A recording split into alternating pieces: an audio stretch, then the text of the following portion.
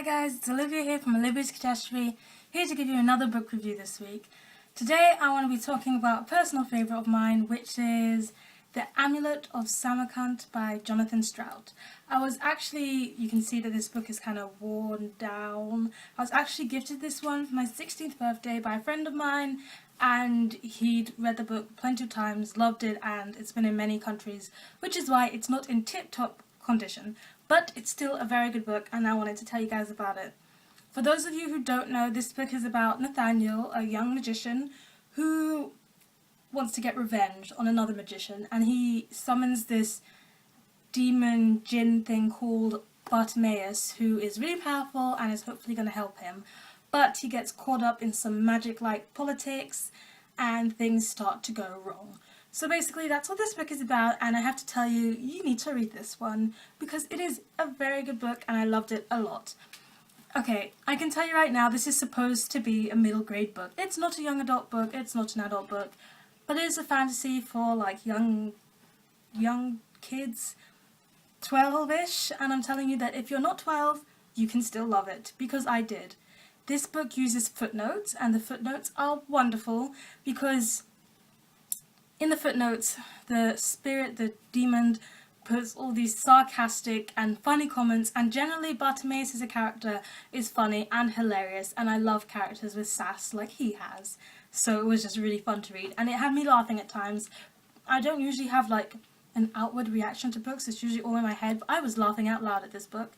And if you've ever read the Secret series by P. Bosch, then you will love these books as well. They're basically the same kind of type of book.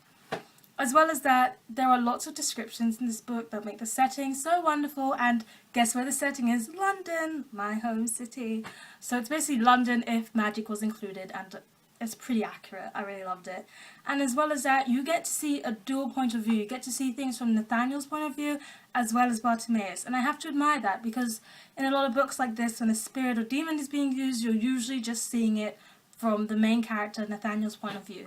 But they're both pretty important to the story, so you get to see both of their thoughts, and I really like that. Even though Nathaniel's doesn't have any footnotes, but whatever. Nathaniel as a character is a really smart kid. He's a genius, basically. He's an adult in a little kid's body, but sometimes he goes over his head. He tries to do too much that he's not capable of doing yet, and it leads him into all sorts of trouble, basically the idea of this book.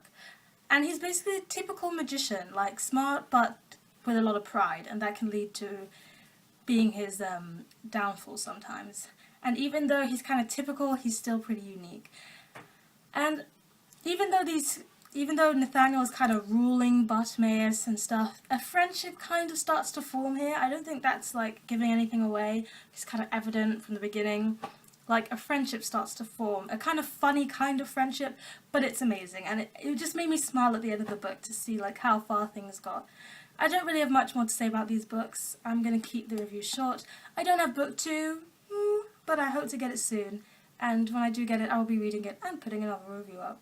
So, if you haven't read this book, make sure you read it. It's an old book, like published a while ago, but it's well worth your time. See you, and I hope to see you next week for another video. Goodbye!